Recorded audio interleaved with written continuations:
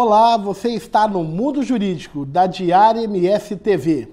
E hoje nós vamos fazer uma entrevista muito especial, porque o nosso convidado de hoje, ele é um jovem, mas ele só tem a juventude, porque a experiência de vida é um exemplo para todos nós, o quanto ele já galgou na sua carreira jurídica. Ele é assessor jurídico da maior universidade estadual instalada em Dourados hoje, a Universidade Estadual do Mato Grosso do Sul. Ele é professor, é mestre, está fazendo doutorado, escritor de livros, enfim. Hoje eu tenho a honra de receber com vocês o meu amigo Fernando Machado. Seja bem-vindo. Muito obrigado. Professor Wander, permita-me chamá-lo de professor aqui no programa, que é algo que eu não vou conseguir aqui não chamá-lo dessa forma, né? Então, muito obrigado, professor Wander, pela oportunidade de estar aqui presente. Fernando, eu que agradeço. Na verdade, nós tivemos uma experiência em sala de aula no primeiro ano, quando você entrou, né? No primeiro ano, 2007, completando agora 10 anos, né? Então já estamos completando aí 10 anos do primeiro ano do curso de Direito, na disciplina de História do Direito, né? Foi uma disciplina extremamente crítica, né, e que serviu aí de base, né, e que acompanhou todo o desenvolvimento do curso, né. Durante os 5 anos, a nossa disciplina, naquele viés crítico, trouxe aí reflexões que serviram de base para toda a construção do meu curso de Direito. E você fala curso de Direito, Fernando. Eu me lembro que na época você vindo para Dourados, né? Você não é daqui. Qual é a sua região? Não. Eu nasci em Amambai. Eu nasci em Amambai. Sou mato-grossense, então. Sou mato-grossense, né? Nasci em Amambai, morei em Amambai até os 15 anos, até mais ou menos a época do ensino médio.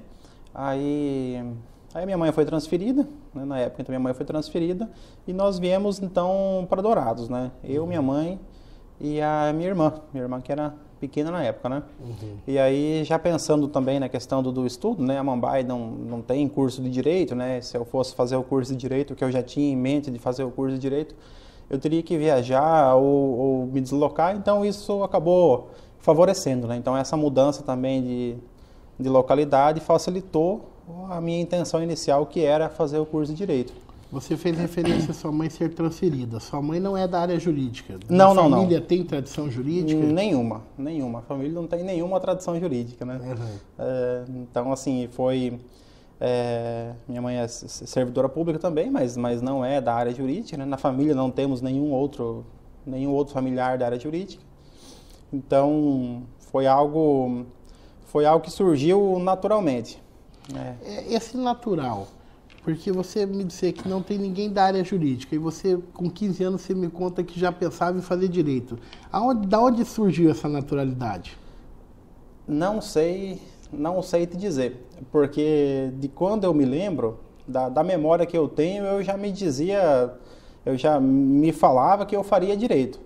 Então, porque a memória que eu tenho, de 7, 8 anos, eu já pensava em fazer direito, né?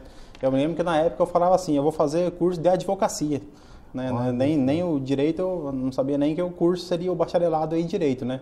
Mas então assim, é interessante que eu não sei precisar quando que surgiu essa intenção, até porque eu nunca pensei em fazer outro curso que não o curso de direito.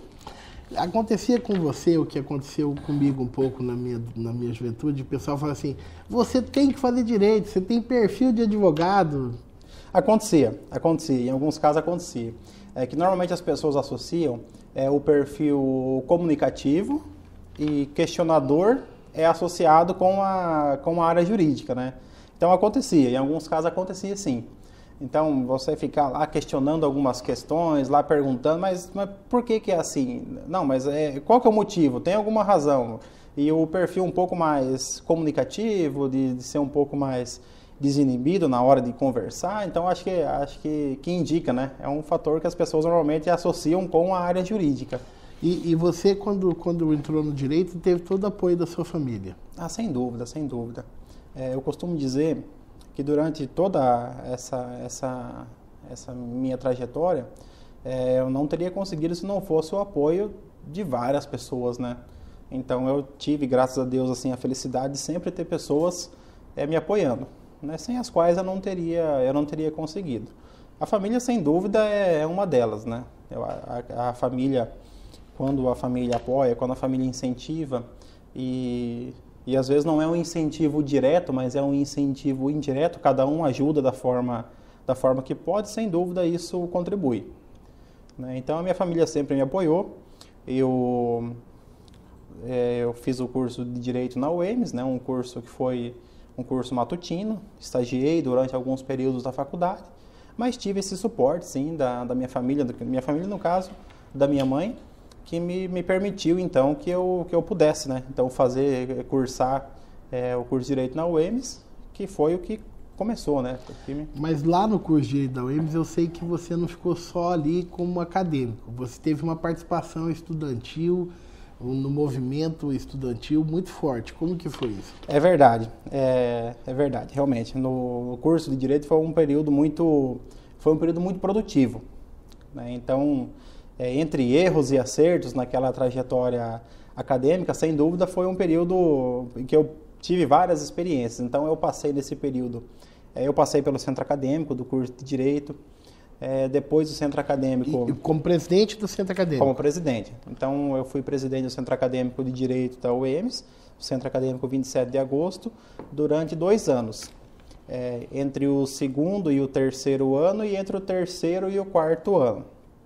No quarto ano, aí eu fui, como eu já participava ativamente das questões, a nossa época, o senhor vai se lembrar, foi uma época bastante agitada do ponto de vista político, foi justamente marcado pelo período em que a UEMS perdeu a autonomia financeira, né? Sim, em que o governo, à época, ele alterou um projeto de lei feito no apagar das luzes, no dia 22 de dezembro, em que nas disposições finais de uma outra lei, ele revogava o artigo que conferia, então, aquela autonomia financeira para a UEMS. Então, foi esse um período muito difícil, né?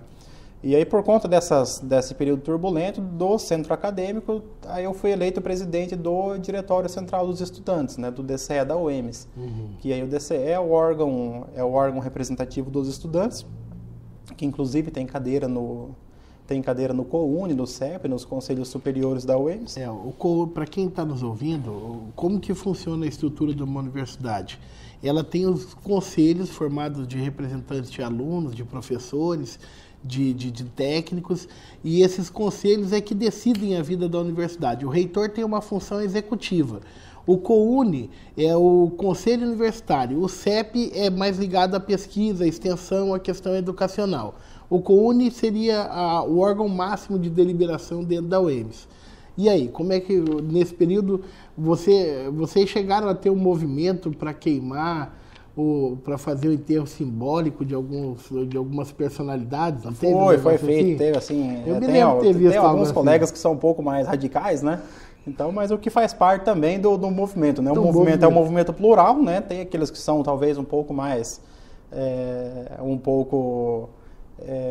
ficam mais no discurso, faz a movimentação, o outro já tem uma tendência um pouco mais radical, né? Mas, claro que o movimento todo é formado que eu sei que não é você, diferenças. porque eu sei que você é muito parcimonioso. Exato.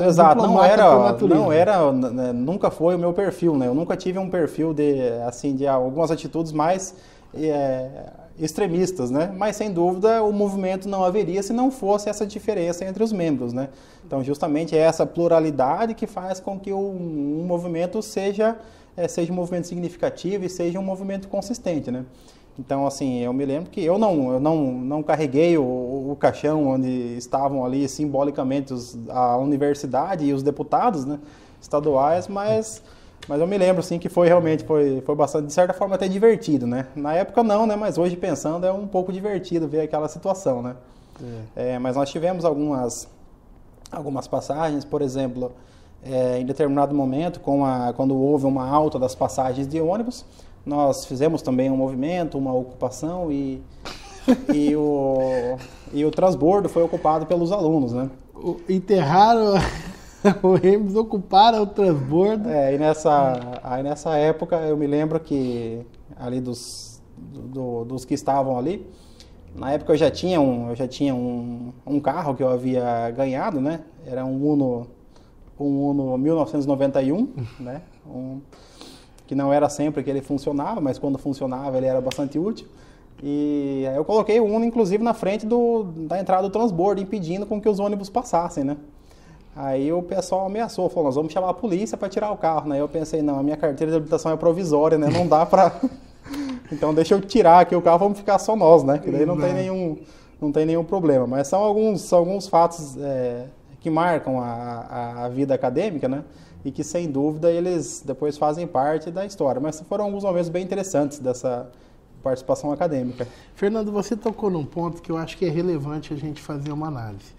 Você falou sobre o movimento que é formado pela pluralidade de pessoas, uns mais avançados, outros mais comedidos, uns mais, um mais ligado à retórica, outro à ação. E isso é um bom exemplo para a gente compreender, por exemplo, o momento que nós vemos hoje no Brasil. Porque hoje no Brasil a gente vê muita mobilização social. A gente vê greve, pessoas indo para a rua falando, com as mais variadas reivindicações. Quando isso acontece, tem o efeito positivo, que é uma sociedade despertando, mas tem o efeito negativo, que muitas vezes são as violências, as agressões, as depredações. Como que você, com a sua experiência de quem já participou do movimento social, já esteve à frente, liderando momentos como esse, como que você enxerga esse contexto dessas mobilizações e muitas vezes essa situação que acaba tendo um tipo de depredação, alguma coisa? O movimento social, ele é um movimento que ele surge de vários fatores. Momentos de crise como o nosso fazem com que se desperte também essa vontade de participação popular. Algo que em épocas mais tranquilas, talvez, ele fica, de certa forma, ele fica latente, ele fica adormecido. Quando você tem algumas situações de crise, algumas rupturas como a que nós temos hoje, faz com que esses movimentos, então, eles surjam. Muitas vezes, alguns desses movimentos surgem de forma desordenada. São movimentos que, às vezes, buscam determinada pauta, mas muitas vezes de forma desorganizada. Ou são alguns outros movimentos que se infiltram em movimentos legítimos e que algumas ações isoladas acabam comprometendo toda uma manifestação, como são alguns casos de violência e depredação. É evidente também que, por outro lado, quando o Estado reprime com violência um movimento social, como nós vimos alguns exemplos lamentáveis, principalmente no estado do Paraná, quando o Estado, então, ele reprime com violência, então o Estado passa, no lugar de ser aquele que contém um movimento de violência, passa a ser o Estado o tensionador da violência. Então o Estado passa a repelir os movimentos com violência. Isso cria uma escalada de animosidade entre as partes, entre o Estado e entre aqueles que estão ali nos movimentos sociais. Importante mencionar também que quando se fala em representatividade, no nosso caso, que nós temos uma democracia representativa, né, onde as decisões no Congresso são tomadas por representantes eleitos, então nós não temos, nós temos historicamente uma crise de legitimidade que o Congresso Nacional ele acaba não representando a pluralidade do povo brasileiro. Então, se você separar o Congresso Nacional de acordo com convicções e com ideologias, e de acordo com características mesmo físicas, brancos e negros, mulheres e homens, pessoas com idade mais avançada, pessoas mais jovens, essa representação do Congresso, ela não tem nada a ver com a representação, com a composição do povo brasileiro, o que dá uma crise de legitimidade. Então, o povo acaba não sendo representado pelos seus congressistas. Então, vamos dar um exemplo. Nós temos no Congresso uma maioria de homens acima de 50 anos e brancos, o que não é a composição da nossa sociedade, que é uma sociedade majoritariamente composta por grupos multiculturais, indígenas, negros, descendentes de japoneses, de outros povos, e a maioria mulheres, e ainda nós temos uma maioria de jovens, o que não acaba se concretizando nessa transição de representatividade no Congresso Nacional. E quando esses representantes que não têm dissociam os interesses que eles professam dos interesses da sociedade, aí é que vem a catarse, aí é que vem esse momento de ebulição, na verdade, não seria catarse.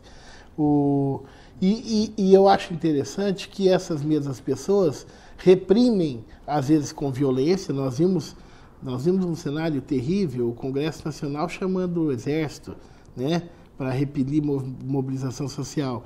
E, ao mesmo tempo, não fazem a meia-culpa da responsabilidade que tem de inflamar essa sociedade, não é verdade? Exato, mas aí se deve, em muitos casos, até mesmo historicamente, a uma formação histórica do próprio conceito de povo brasileiro e do próprio conceito de governo. Fazendo um paralelo. Se pegar a história constitucional dos Estados Unidos, então nos Estados Unidos você tem os colonos britânicos, que eles ocupam então os Estados Unidos, e eles passam então nos Estados Unidos a construir um governo democrático. Então você tem o povo, e o povo, que então passa a se dizer o povo americano e não mais o povo inglês, passa a construir um governo que pudesse atender aos anseios daqueles novos americanos, daqueles descendentes dos colonos ingleses. No Brasil nós temos o contrário. Então no Brasil nós temos o governo antes do povo. Exemplo, quando Tomé de Souza desembarca no Brasil em 1549, ele já desembarca com toda a estrutura da coroa portuguesa, toda a estrutura formal da coroa portuguesa. E na época nós não tínhamos um conceito de povo brasileiro. Tínhamos os habitantes, os indígenas, cada um com a sua formação enquanto nação, vários povos no Brasil, inúmeros povos indígenas, mas nós então tivemos uma formação primeiro do governo para depois uma construção do povo. Então o que de certa forma contribui para que haja esse distanciamento que nós verificamos até hoje entre governo e entre o povo. Então um abismo que faz com que muito contribui para essas crises que nós vivemos hoje. Numa visão otimista, a gente pode imaginar que talvez seja um despertar da sociedade civil brasileira para tomar as rédeas desse modelo de Estado, né? Para que nós não tenhamos um Estado que, nessa concepção, distante da nossa realidade. O tempo vai mostrar, né? O tempo vai mostrar. O que preocupa, em muitos casos, é a instabilidade da democracia. Então, quando a democracia ela passa a ser uma democracia instável, então ela é movida por avanços e retrocessos, e isso impede que você tenha, a longo prazo, uma consciência do povo de participação. Então, o povo fica, muitas vezes, ele fica à mercê. Então, às vezes, o povo fica sem essa representatividade e fica dependendo, então, de determinado governante. Esse governante já não é mais, então agora esse outro vai melhorar, esse também não melhorou. E você cria uma condição que você não tem uma segurança nas relações institucionais, o que cria uma instabilidade democrática. Na sua visão, nós estamos vivendo um momento como esse? Hoje nós vivemos um momento de retrocesso. Enquanto democracia, hoje é um movimento de retrocesso. Um exemplo, essas reformas essas reformas que hoje estão no Congresso Nacional são reformas que não têm o anseio popular, que não representam a vontade do povo. Com certeza. E isso faz com que você viva um momento de retrocesso, porque você tem um Congresso que atua de acordo com os próprios interesses e não necessariamente com os interesses do povo. Então é como se o Congresso fosse um organismo distinto, separado do povo, que tutela os seus próprios interesses, enquanto na verdade a ideia é que o Congresso fosse formado por representantes do povo, que são os deputados federais, e pelos representantes dos estados, que são os senadores. Mas aí você cria um distanciamento que você tem instâncias separadas e não uma coordenação dos mecanismos constitucionais de representação do povo. O que é um perigo, e eu acho que é um dever nosso como juristas, e esse papo é muito interessante para que a gente possa levar esse esclarecimento para as pessoas, o que é um perigo essa concepção. Porque muita gente compra a ideia muito fácil, não, mas eles sabem o que eles estão fazendo, eles são preparados para fazer o que estão fazendo. E isso é o primeiro passo da gente construir um movimento de eugenia que acredita que exista uma plutocracia capaz de gerenciar os interesses do Estado e que saibam o que é melhor para você cidadão, indiferente daquilo que você vive na sua realidade. Quer dizer, eu sei o que é melhor para o povo. Nós temos que fazer essas reformas, mesmo que o povo não queira, porque o povo precisa disso. Ou porque o povo vai compreender, né? Ou porque o povo vai compreender. A rigor, isso tem uma hipocrisia grande por trás, porque o povo não seria contra uma reforma que diminuísse o número de políticos. Será que seria? Sem dúvida que não. O povo não seria contra uma reforma que diminuísse o número de cargos comissionados. Será que seria? A reforma tributária que desonera, então, o consumo e a ideia inicial de desonerar o consumo, que é o tipo de tributação mais injusta que tem, porque tira daquele que consome e é aquela tributação que atinge o mais pobre, e deixa de tributar a renda ou o patrimônio, que seria uma tributação mais justa. Aquele que tem mais contribui com mais, e aquele que tem menos contribui com um pouco menos. Essa reforma, sem dúvida, é uma reforma que não passaria.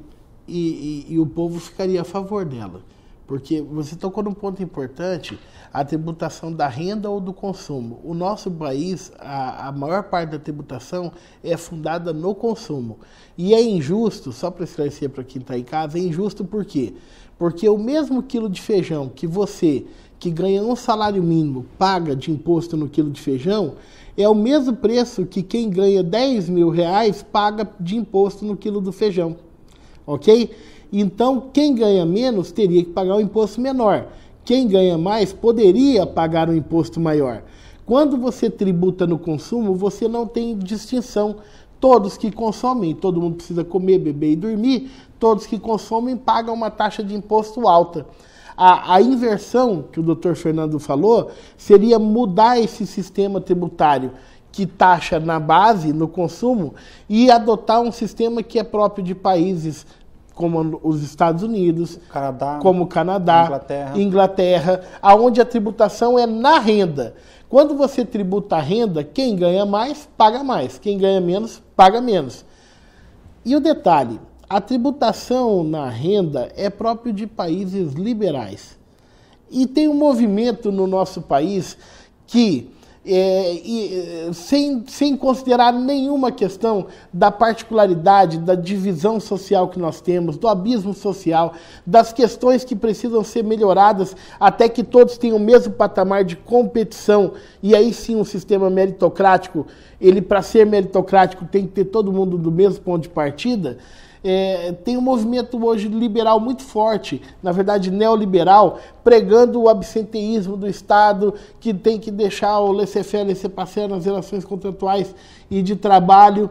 Só que essas mesmas pessoas, quando você fala de trazer não só a diminuição do Estado, mas trazer a tributação da renda, essas mesmas pessoas são contra. Sabe por quê? Porque o Brasil é próprio dessas hipocrisias. Você se preocupa, você quer estabelecer políticas, você quer criar mecanismos, mas que vão onerar o outro. Você mesmo, você não quer. Não é verdade? Exatamente. Então, um outro exemplo que nós poderíamos citar. A Constituição, ela fala no imposto sobre grandes fortunas. Né? Então, temos a previsão constitucional de um imposto sobre grandes fortunas. Esse imposto nunca foi regulamentado. É um imposto que dependeria de uma lei regulamentando. E esse é um imposto que nunca foi regulamentado. Por quê? O imposto sobre grandes fortunas atingiria quem? Quem possui grandes fortunas, muitos dos quais são a composição majoritária do Congresso Nacional, ou representativo dos grupos que estão no Congresso Nacional. E Fernando, vai me permitir tocar num ponto-chave, que a gente precisa falar isso com a população. Olha só, esses representantes que estão no Congresso Nacional, nenhum deles, esses que não regulamentam o imposto sobre grande fortuna, nenhum deles chegou lá de forma impositiva. Todos participaram de uma eleição e foram eleitos. Com o voto de quem? O meu, o seu, o nosso voto. O voto de você que está assistindo. Então é a sua escolha que define a manutenção desse modelo.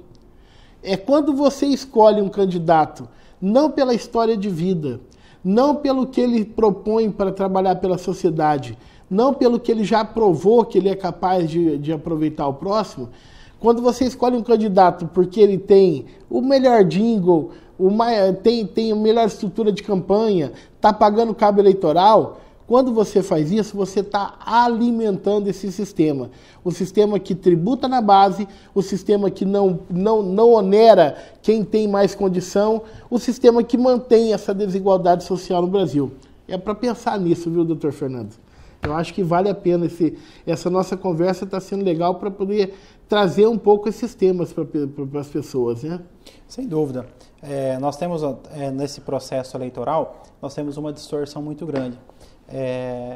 As nossas eleições, elas são divididas em eleições municipais e depois em eleições estaduais e nacional. Historicamente, quando o Brasil se tornou, então, um império independente, eram nomeados nas províncias, eram nomeados os chamados coronéis, pessoas que possuíam, então, uma ligação com o governador da província, e esses coronéis, então, eram aqueles que seriam hoje os administradores municipais. A função dos coronéis era muito simples. A função dos coronéis era comandar e assegurar o apoio popular aos governadores provinciais, que, por sua vez, os governadores provinciais faziam com que o governo federal fosse um governo estável. E em que pese todas as nossas reformas até hoje, várias constituições que se passaram, várias reformas foram feitas, mas o nosso sistema basicamente é o mesmo. Então você tem uma representação local, no qual tem a função de captar o voto daqueles que estão ali, e essa administração local assegura então a estabilidade dos governos superiores, sem com que isso traduza necessariamente a vontade do povo.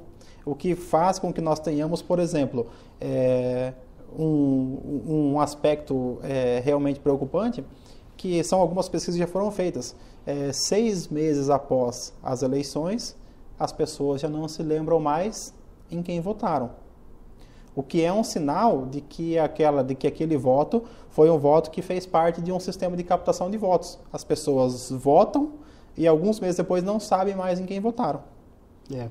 Eu vou dizer que às vezes a gente, também fazendo uma meia-culpa aqui, a gente fala sobre a escolha das pessoas, né? Mas às vezes, muitas vezes, classes que são eruditas, as pessoas também escolhem pela beleza, escolhem e não procuram ver o que está acontecendo, né? Mas, Fernando, o papo bom é assim, né? A gente flui, né? Mas a gente falou o seguinte: você estava na faculdade, eu quero saber, formado, aí mercado de trabalho, não vem de uma família de tradição jurídica.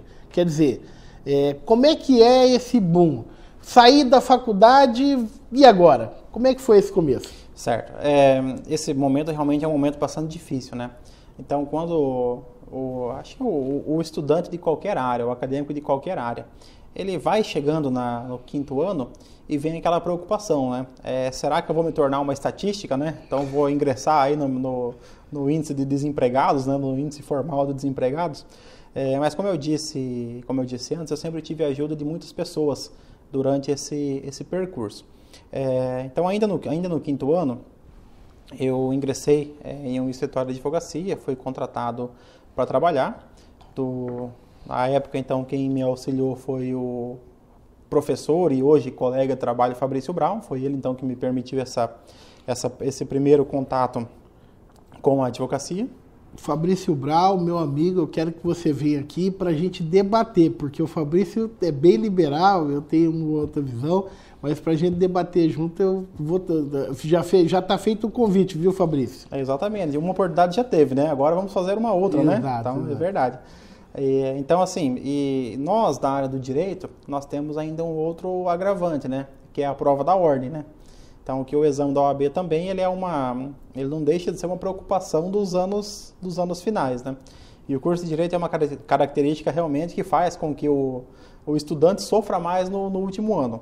Não bastasse essa angústia do mercado de trabalho, que consequentemente vem no 6º ano, aí o 5º ano é aquele período da prestação da monografia, das audiências obrigatórias, é o período das provas finais e, evidente, o período da OAB também, né? Uhum. Então, mas aí, felizmente, fiz a OAB ainda no 5º ano, aí foi aprovado no 5º ano mesmo, de forma que ao colar grau, eu já estava apto para requerer a minha inscrição perante a OAB. Você passou no primeiro exame de ordem? No primeiro. Foi no primeiro. Isso é importante, porque tem muita gente que está nos assistindo e está fazendo faculdade, ainda não vai prestar o exame de ordem. O que foi decisivo para você conseguir passar no primeiro exame? Olha, assim, é difícil você estabelecer uma regra universal. Cada um vai atuar de acordo com as suas possibilidades, né? Mas hoje a OAB permite que o exame da OAB seja feito no 5º ano. Então, não mais somente aquele que já se formou que pode prestar a OAB. Hoje o aluno que está matriculado no último ano de faculdade, 9º e 10º semestre, ele já pode prestar a prova. Então, são 3 provas por ano. E o que vale a pena nesse período? Como o aluno já está estudando, então ele está naquele ritmo de estudo, vale a pena prestar a prova ainda no último ano. Por quê? Porque você já está inserido naquele contexto. Então, você não há um desligamento daquela rotina de estudo, você já está estudando. E segundo, se porventura não vier a aprovação ainda no primeiro exame, você tem ainda mais 1 ou 2 exames antes de terminar o ano para poder tentar novamente, o que acaba facilitando, né? Então, é que a prova do OAB também é uma prova que em alguns casos, recebe muitas críticas, porque é uma prova que ela não tem um padrão.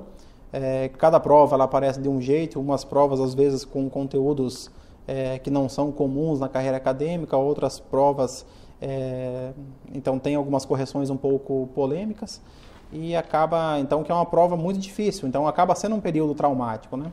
E o ideal seria que o aluno pudesse fazer a prova ainda no 5º ano, né? Mas claro que cada um de acordo com as suas possibilidades, né? Fernando, o desafio da advocacia? Você começa no escritório, tem uma tutoria de um professor, né, com quem fez amizade, e aí você começa a advogar, mas você não parou nisso. Não. Você, além de, não que seja parar, estacionar, mas você tem outras coisas na sua carreira. Exato. Eu me formei no final do ano 2011 e me inscrevi na OAB, então, no início de 2012. Ainda em 2012, eu comecei a dar aula em cursos preparatórios para concurso. Então, eu já comecei nesse ano mesmo, a dar aulas. Então, isso, por um lado, é bom, né? Porque você acaba tendo um aprendizado, mas, por outro lado, também você tem que cuidar de 2 carreiras distintas, né? Porque a advocacia, por si só, ela já é extremamente desgastante, no sentido de que ela toma...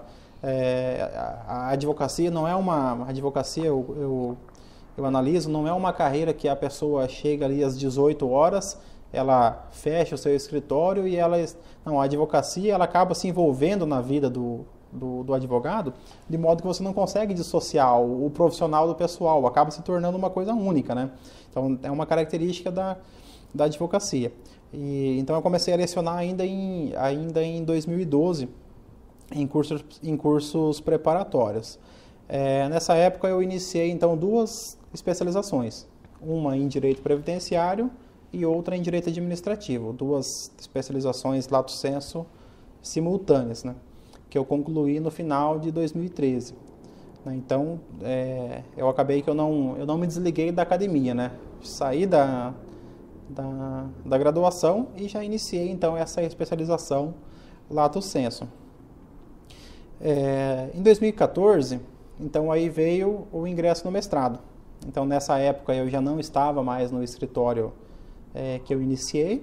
Nessa época eu já havia saído e entendi que era aquele o momento de sair do escritório, e fui então abrir o meu próprio escritório, junto com um colega de graduação, o Dr. Rômulo, né? Então foi meu amigo e foi meu colega de escritório, e aí então fomos então montar o nosso escritório. Na época com uma perspectiva diferente, um escritório no bairro, um escritório que estivesse mais próximo então da comunidade, né, com uma ideia de atender realmente um público geográfico, né, atender então a uma região da cidade de Dourados. Não tinha escritório próximo? Não tinha. Uhum. Então, nessa ideia de facilitar o acesso das pessoas ao escritório de advocacia, então veio então essa ideia de montar um escritório no bairro. Em 2014, no início, veio o ingresso no mestrado, né? Então, e aí a carreira acadêmica passou a fazer parte de forma quase indissociável, né? Então, em 2014, veio então o início do curso de mestrado. Você fez o mestrado em qual área? Processo civil. Processo civil. Processo civil. Aqui mesmo ou não? Não, é na Unipar, em Umuarama, na Universidade Paranaense. Então você tinha que viajar. Viajávamos toda semana. Então as aulas eram na sexta tarde, na sexta noite e no sábado de manhã. Então toda semana tinha que viajar. São quantos quilômetros? São aproximadamente 300 quilômetros. É uma viagem de umas 8 ou 6 horas? Não. Dá 3 horas e meia, 4 horas, dependendo das condições de trânsito. 4, mas é cansativo. Cansativo porque é toda semana. Cansativo porque você não se desliga das suas atividades normais. A tua semana passa a ter 4 dias, porque o que você faria até sexta, você tem que fazer até quinta. Então, lecionar, advocacia. Porque você não parou mais com as aulas. Não parei. Então, aí em 2012, 2013, eu lecionei em alguns cursos preparatórios para concurso. Em 2014, então eu fui admitido na seleção da UEMS, seleção de professores temporários. Então eu ingressei na UEMS como docente convocado em 2014. Então na UEMS eu fiquei 2 anos, 2014 e 2015. Que é o período que um professor convocado pode ficar, que contrato é o período que o convocado de 2 fica, anos. Um contrato de 1 ano, prorrogável por mais 1. Né? E depois vem aí, podendo ser feitas, né, nesse caso, outras seleções depois. Então né? você fazia mestrado, advogava, dava aula como professor substituto na UEMS e final de semana fazia um churrasquinho ou não? Às vezes fazia. Tem que fazer, né? Senão... Porque você é churrasqueiro, né, Fernando? Sim, né? Na faculdade tinha essa função também, né? Economizávamos com a mão de obra do churrasco, né? Então era uma economia. E esse mestrado em processo civil, desse mestrado surgiram 2 livros, né, Fernando? Exato. Ainda enquanto aluno, veio a ideia de se fazer uma obra coletiva. Essa obra coletiva, Inclusão Social e Direitos Fundamentais, foi uma obra coordenada por mim e pelo meu orientador, o professor Eduardo Cambi, que é professor da Unipar, professor da UFPR, ele é de Curitiba, no Paraná. E foi a ideia, então, de reunir os trabalhos que foram produzidos na disciplina que o professor Eduardo Cambi lecionou, que era uma disciplina de inclusão social, né? Então, reunimos aí alguns trabalhos com mais alguns colegas e publicamos pelo Instituto Memória, que é uma editora de Curitiba. Qual que é a experiência de coordenar um trabalho como esse, edição de um livro? Isso aqui não é para qualquer um. Será que alguém que está em casa, será que a pessoa pode... É muito difícil? Como que é? Não, sem dúvida. Nós temos hoje um mercado editorial bastante amplo, né? O que democratiza o acesso o acesso à informação e democratiza também a possibilidade de publicação. Então, o que faz com que os autores possam, então, divulgar o seu trabalho. Então, alguns anos atrás, quando se falava em editora no Brasil, nós tínhamos aquele grupo fechado. Revista dos Tribunais, Editora Saraiva, Editora Forense, a própria Método, algumas editoras mais tradicionais e de difícil acesso. De uns anos para cá, então surgiram várias outras editoras que facilitam com que o autor possa divulgar o seu trabalho. Esse livro foi uma experiência bastante interessante, foi uma das minhas primeiras experiências com edição, no qual nós trabalhamos então no desenvolvimento desses trabalhos, depois na formatação desses trabalhos, nas normas da editora. Então foi todo um trabalho feito com os autores para que o livro ele tivesse então uma característica, que ele tivesse um viés único de inclusão social e direitos fundamentais. Então cada autor trata de um tema, mas tendo como pano de fundo então essa tutela essa efetivação dos direitos fundamentais. E depois, claro, a publicação, a distribuição desses livros foi uma experiência bastante interessante. Foi um trabalho aí de mais ou menos uns 8 a 10 meses para que a obra ficasse pronta. Será que esse período sedimentou em você essa visão social que para mim ficou muito clara no início da nossa conversa? Sem dúvida, ela auxiliou bastante. Quando você começa a estudar um assunto, então você se vê obrigado a pensar além daquilo que você crê. Porque nós todos, e principalmente na área jurídica, nós somos de certa forma dogmáticos. Então nós temos algumas ideias fechadas e acreditamos nessas ideias sem refletir necessariamente no que levou àquela conclusão. E o fato de você se dedicar ao estudo de alguma área faz com que você passe então a enxergar de outra forma. Então você passa a entender, a não enxergar apenas o problema, que na verdade o que você vê é o sintoma, onde o problema o problema real está muitas vezes por baixo, está escondido. Então você é obrigado a percorrer esse caminho para verificar o que foi que levou àquela situação. Quando se fala em inclusão social e direitos fundamentais, nós temos a questão das políticas públicas. Por que as nossas políticas públicas são ineficientes? A Constituição é clara, a Constituição ela estabelece algumas políticas públicas. A nossa Constituição ela é uma Constituição, de certa forma, inovadora e é uma Constituição que assegura, pelo menos as diretrizes fundamentais para que o Estado possa agir. Mas e por que o Estado não consegue, então, concretizar? Quais são as causas que levam a essa inefetividade das políticas públicas? E isso você começa a refletir a partir do momento que você começa a pesquisar sobre o assunto. Então você vai verificando, tem um aspecto sociológico, um aspecto antropológico, histórico, tem a questão, de certa forma, um contexto filosófico, um contexto jurídico, muitas vezes, onde as próprias instituições do direito contribuem para uma falta desse acesso a alguns direitos fundamentais. Então você começa a enxergar o problema de outra forma. Você tocou num ponto, Fernando, que para mim, como educador, ele é essencial. Até hoje eu tenho algum problema em sala de aula, porque a juventude, e a gente vai ficando velho, eu acho que já são 16 anos dando aula, mas eu sempre tive uma preocupação no ensino do direito, no estudo do direito, na minha vida. Não saber como as coisas são, mas por que elas são como elas são. Conhecer os princípios que estão na base da construção de qualquer elemento científico, tanto no direito quanto na sociedade. E hoje as pessoas estão muito pragmáticas, né? Elas querem uma fórmula pronta, 5 dicas para ser feliz, 5 formas de atingir o sucesso, 5 maneiras de passar na OAB, 10 maneiras de ficar rico como advogado, pá. E aí? Exatamente. Bauman, ele fala muito, né, um dos maiores sociólogos do século XX, ele fala muito sobre esse momento em que nós vivemos. Alguns falam em pós-modernidade, ele chama de modernidade líquida.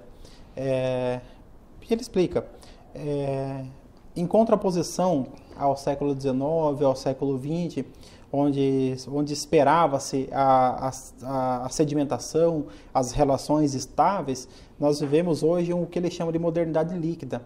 Essa modernidade líquida seria uma época fluida, seria uma fluidez. A fluidez das relações sociais, a fluidez da análise dos assuntos. Então isso faz com que a sociedade tenha uma ansiedade pelo imediato. Então você se interessa por aquilo que é imediato. Você vê um texto, você leu a chamada, você já não lê mais o texto, porque a chamada ela se torna autoexplicativa. Então você não busca o conteúdo que está lá. Então as pessoas não querem mais, em regra, isso começa a se tornar muito visível na academia, não querem mais entender o porquê. Querem simplesmente a resposta pronta, acabada, algo que é muito comum hoje nessas relações que são baseadas na comunicação pela internet. Então a internet nos traz essa instantaneidade dos momentos. Então as relações não são mais estáveis, as relações sociais, as relações pessoais, elas são relações fluidas. Então aquilo é algo que como se passasse pelos dedos. É aquilo que você agora dessa forma, depois já passou, isso já não é mais atual, isso já não me interessa mais, eu quero a resposta pronta, eu não quero entender o porquê, e isso acaba se mostrando também na academia. Então, as respostas devem ser sempre prontas.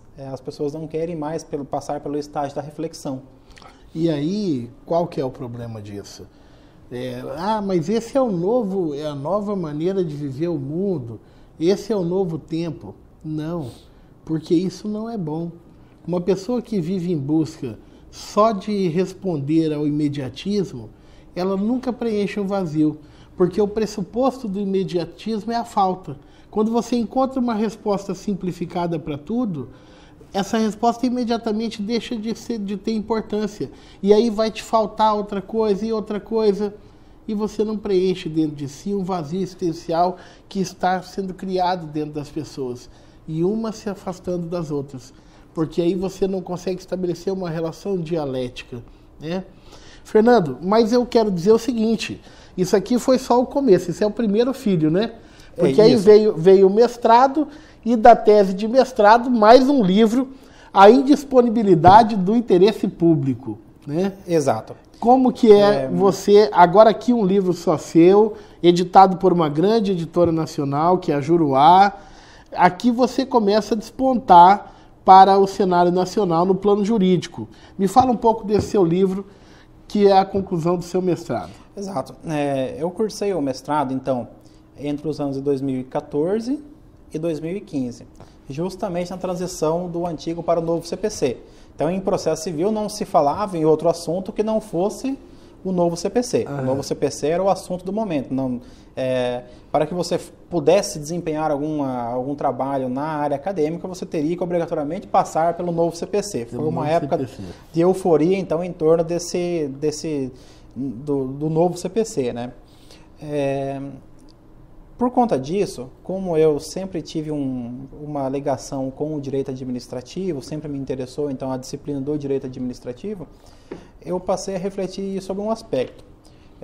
O novo CPC ele tem um viés de solução consensual dos conflitos. Então, o novo CPC ele traz uma ideia de resolução dos conflitos pelos meios consensuais, incentivando a arbitragem, incentivando a conciliação, incentivando a mediação.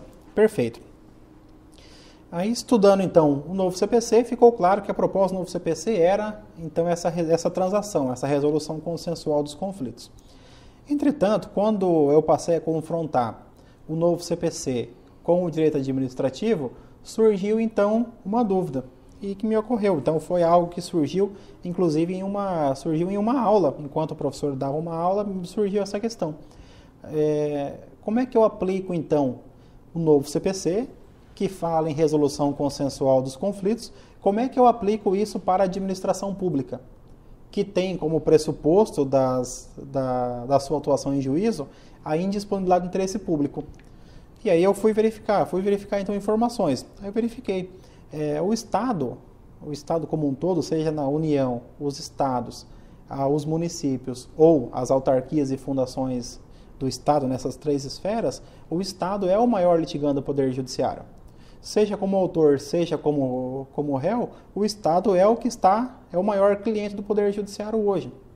Então, nós temos, na Justiça Comum, cerca de 30% das ações envolvem o Estado, o que na Justiça Federal, pela própria estrutura da Justiça Federal, passa de 80%. Então, você tem o Estado como maior cliente do Poder Judiciário. E me surgiu a dúvida, como é que eu posso, então, compatibilizar o novo CPC, que fala em resolução consensual dos conflitos, com o princípio da indisponibilidade do interesse público, que é um dos princípios fundamentais do direito administrativo, sendo que o Estado é o maior frequentador do Poder Judiciário. Então, a ideia do livro foi desenvolver esse tema e verificar, então, quais seriam os reflexos do novo CPC que pudessem ser aplicados para o princípio da indisponibilidade do interesse público do direito administrativo. E a sua conclusão? Não, a conclusão... Só quem lê o livro ou você pode dar uma pontinha pra gente? Não, vamos fazer uma propaganda, né? Então eu falo um pouco, né? E quem quiser, então pode... Quem quiser se aprofundar vai ter que entrar lá na Juruá ou na livraria jurídica que nós temos aqui em Dourados, ali na OAB. Para aprofundar vai ter que comprar o livro, mas ele vai dar uma pontinha da conclusão. Então a ideia final do livro é que em alguns aspectos, né? Aí eu não vou dizer quais, né? Então vamos deixar para quem tem o livro, né? Mas que em alguns aspectos o Estado ele possa então fazer parte de uma conciliação. Então naquelas causas em que a conciliação se mostrar mais razoável e mais adequada para atender o interesse público. O desgaste da máquina judiciária. Um exemplo, uma demanda que tem um valor econômico muito baixo. Muitas vezes a condução daquela demanda, a tramitação daquele processo acaba sendo muito mais cara do que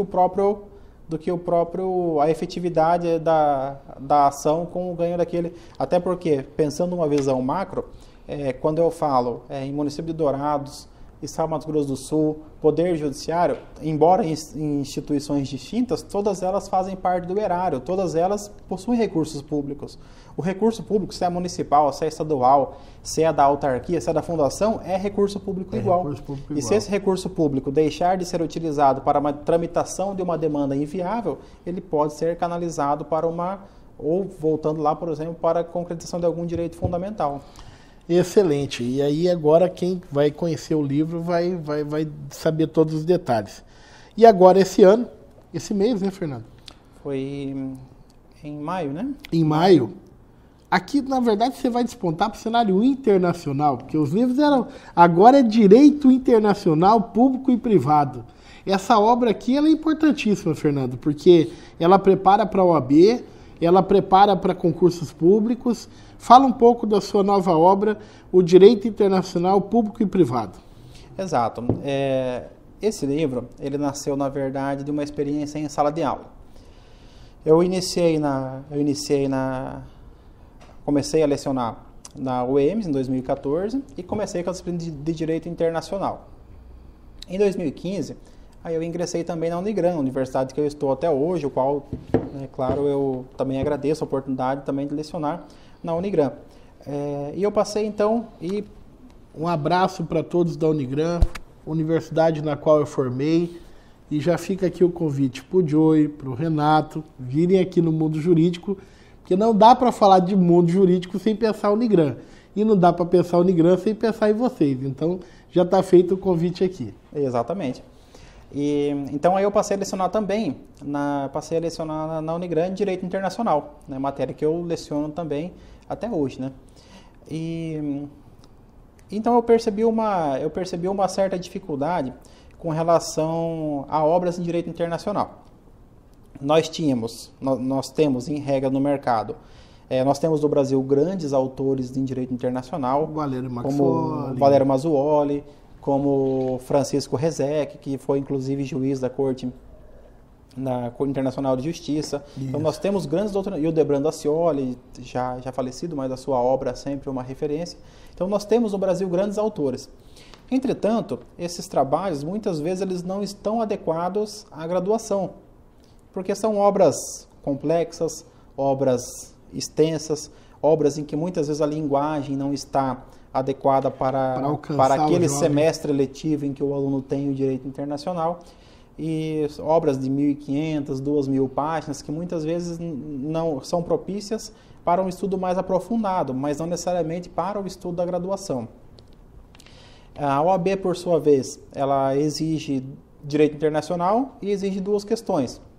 Então, o fato de exigir, mas exigir apenas duas questões, faz com que seja uma disciplina muitas vezes desprezada pelo mercado editorial, onde o mercado editorial prefere disciplinas que têm uma incidência maior de questões. Mas magistratura, direito internacional, magistratura do trabalho, eu fiz muito concurso, direito internacional eram 5 questões, no universo de 100, 5%.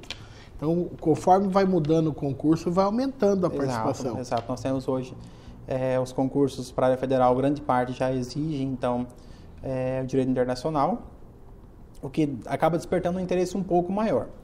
E aí, da outra ponta, como o direito internacional, disciplina que tem duas questões, você encontrava livros do tipo 20 dicas de direito internacional, estude direito internacional em 5 minutos, então você encontrava em uma ponta livros obras muito densas, não adequadas, e do outro ponto, às vezes você encontrava ali uma condensação de alguns conteúdos que também não ofereciam o que era necessário para um estudo na graduação e para a preparação da OAB.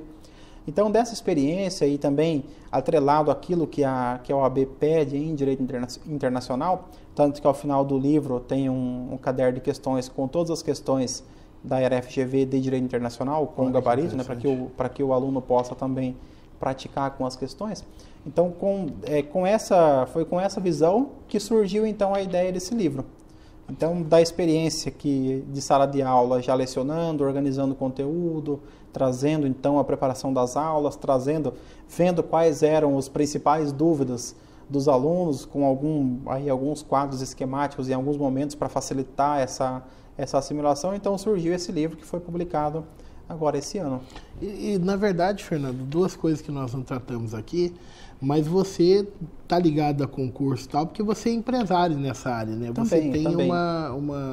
Você pode falar sobre sua empresa de cursos jurídicos. Então, essa experiência também do LFG ajuda bastante com que você possa entender e compreender um pouco mais o universo de OAB e o universo de concursos públicos. Vamos só explicar que você não é dono do LFG, Exato, né? Exato. A experiência do LFG é mais restrita aqui, né? Guardada as suas devidas proporções. Não que você não aceitasse, né? Confesso que eu gostaria de ser, né? Confesso que eu gostaria, mas... LFG, para quem não conhece, é uma das maiores franquias de cursos jurídicos do Brasil. É uma empresa de milhões de reais, né? Exato. Com presença em vários estados, em vários municípios, e do qual aqui nós cuidamos aqui em Dourados, né? Essa representação, essa unidade aqui em Dourados. E essa experiência também da área de OAB e concurso, atrelada à experiência em sala de aula, permite com que você faça, então, esse link, essa interlocução entre o aluno, verificando mais ou menos aquilo que o aluno precisa. Você está sendo muito, na verdade, como é uma característica da sua personalidade, Fernando, você está sendo muito humilde. Porque, na verdade, essa obra aqui, ela não chega a ser com a densidade desses medalhões, mas ela não deve nada não, viu? Eu já dei uma olhada nessa obra e eu acho que ela vai além só de uma técnica acadêmica. Eu acho que para quem está começando agora na área jurídica, nós somos próximos da fronteira com outros países, é de fundamental importância a leitura dessa obra. Tá? Essa obra ela tem com a ideia, então, de trazer um conteúdo de um acesso mais adequado para a graduação, mas sem perder também a qualidade. Então eu fiz bastante uso de notas de rodapé no livro. Então as notas de rodapé trazem informações além. Então esse recurso eu utilizei justamente para que aquele que quer fazer uma leitura mais rápida possa fazer essa leitura visando aí uma reta final para um concurso público. Mas aquele que pretende uma pesquisa um pouco mais aprofundada, então tem nas notas de rodapé várias informações complementares também que densificam o trabalho. Direito Internacional Público e Privado. Tem na livraria da Camis aqui em Dourados? Na livraria da Camis eu creio que ainda não. Mas tem que deixar lá, Giovanni vai cobrar, vai pegar no seu pé lá. Tanto o Direito Internacional quanto o Indisponibilidade, eles estão na livraria Saraiva.